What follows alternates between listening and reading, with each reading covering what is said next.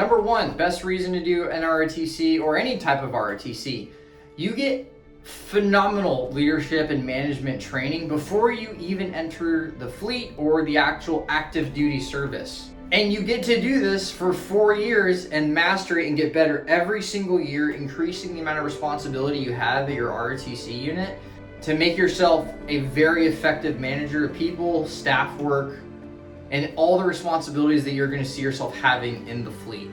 You get to spend not only 4 years studying for college, but you're going to have military science classes as well as naval science classes, depending on the branch that you're in. And they're going to teach you a lot about military leadership and just general teamwork and all of those things along the lines. The entire time you're going to be under the supervision of the instructor staff who are they basically are active duty personnel that work at the unit, and they kind of facilitate this training. Every single summer, you're going to have a chance to go to an actual military unit and do like an internship. Those things are usually about 3 to 6 weeks. I have some upcoming videos, if I haven't posted them already, that have to do with what Corps Mid is like if you're going Navy or Marine Corps, and some of the other summer training options that you can go to while you're in this program. Number 3, as I already mentioned, you get full tuition coverage, whether you go out of state or whether you go to some really fancy Ivy League, or you just go to a really small college that has a ROTC unit within about 50 miles of it. That one kind of speaks for itself, but the actual value of the scholarship is up to $180,000, which is insane. I think that's also an arbitrary number because I knew guys that had out-of-state tuition or they were in a different program and they were accruing even more tuition than just the mark that they put on the check. The 4th reason I'll get into is pretty much you get to make friends and have a ton of really cool social life and social interaction with members that are also in your program. Some of these guys are prior enlisted, so they've already won active duties enlisted, and they're going through a process to become officers through the same exact training program that you're going to while they're also going to college. So some of these guys are already using their GI Bill because they're already active duty. And it's awesome to get some real life experience about what the military is like and to train alongside these guys. Additionally, you got some really close friends in your class that you guys grow really tight together, studying for classes, training, physical training, and just kind of sharing the struggles of the process along the way. And it just really is a good experience, and you get a lot of camaraderie out of units that have good cohesion because they just go through the same pipeline together and they get challenged together and they do leadership reaction courses together. And you just really grow really tight from all the evolutions that you guys do. And so that's actually really cool if you have a cool class and you actually get along with everybody.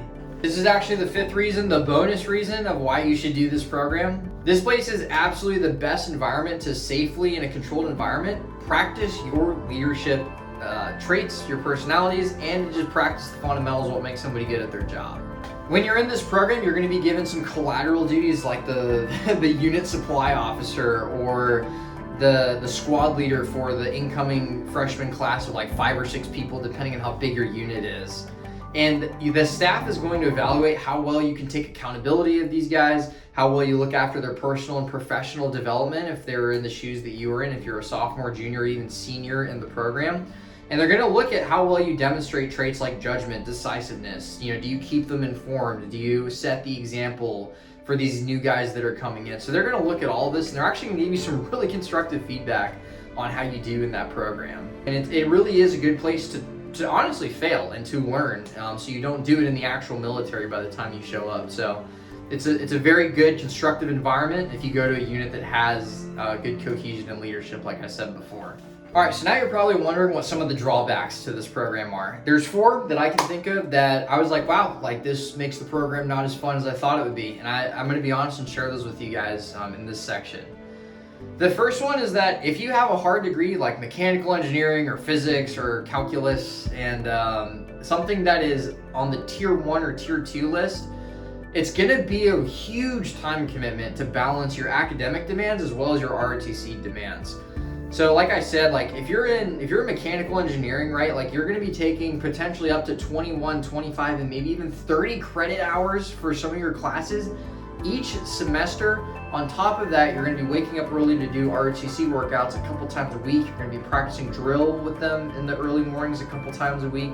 And you're also going to just have to be expected to maintain that good GPA. So that can be really stressful if you're not someone who is naturally... Really what I'll say to that is like pick your challenge, right? If you want to do Marine Corps ROTC, the physical standard is a lot higher. But the academic demand is really, they just care that you have a degree. You can be a dance major, you can be a political science major, you can be literally history major. I did geography, and it's funny because I still don't know where everything is in the world, but it was a degree that was a degree nonetheless, and it allowed me to train more intensely physically for the demands of being a Marine officer.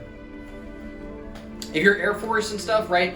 Air Force, and I would say Navy, are probably the hardest ones academically. The academic standard for them is a lot higher than it is for the Army and Marine Corps. The Air Force ROTC program is not as busy because they understand you need to focus on academics. I would say probably the hardest ROTC program is the Navy side, because you still do a lot of heavy, intense physical training because you're alongside the Marines, but also they expect the same academic excellence with the same physical standard to some degree, if that makes sense. Second drawback is going to be the fact that you're going to have to fundraise for some of your evolution training. So we have lab days on Thursdays. Every unit has it. It's from 3 to 5 p.m. Sometimes it's leadership classes, questions and answers with officers, leadership reaction courses, obstacle courses, dodgeball tournaments.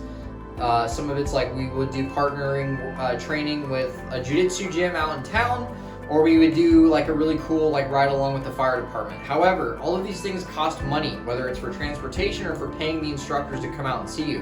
One way the ROTC units do this is they fundraise, which means that they scan tickets at football games, they scan tickets at basketball games, or they coordinate parking spaces for people for the university's game days, so to say. It's a drawback because if you want to go to those football games, you don't get to attend the game until halftime if you're scheduled to work it. And if you're a freshman, they're probably going to be putting you on more of the football games so the juniors and the seniors can have more of a break from these.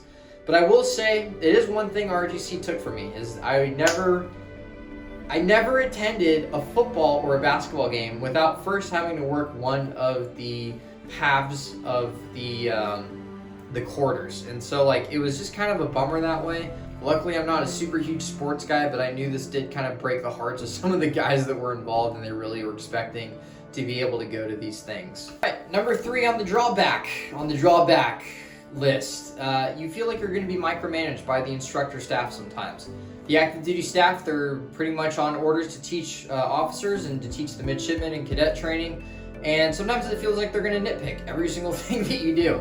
They're gonna ask you to create a plan and a convoy route for vehicles to go to and from a lab day and training day, and then they're gonna make sure your PowerPoint is perfectly aligned and covered down exactly to the military standard of how they want you to brief it to the commanding officer.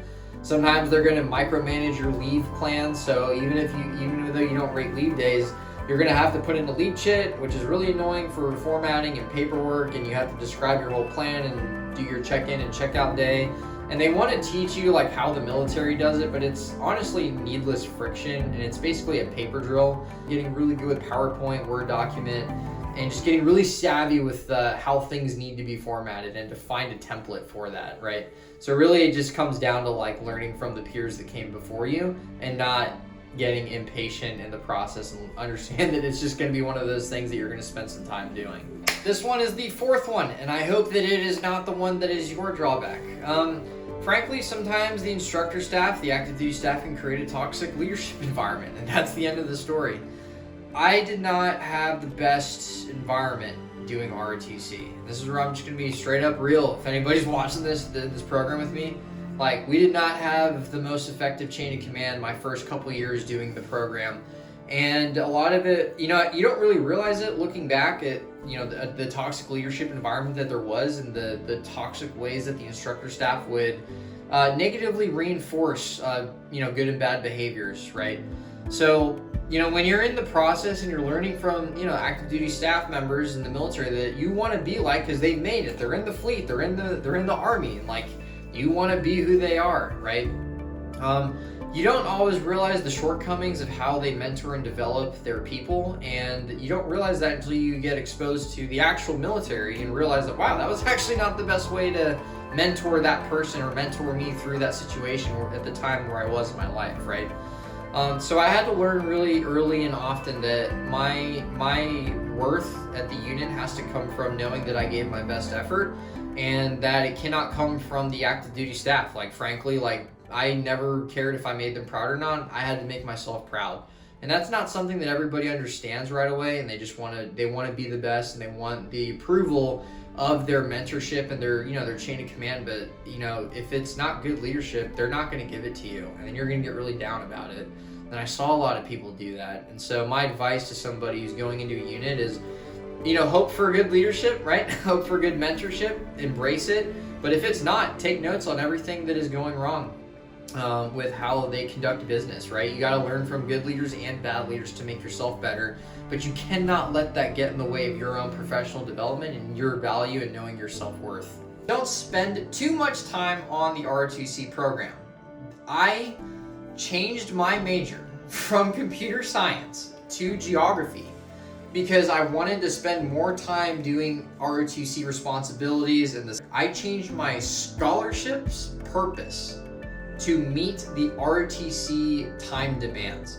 Looking back, having a computer science degree instead of a geography degree would probably have been a little bit more productive in the long run. And I should have put my foot down a little bit sooner and been like, no, I cannot always be at the unit at this time to attend your guys' meetings, to help you with your administrative tasks that you want me to learn and get better at by the time I enter the fleet.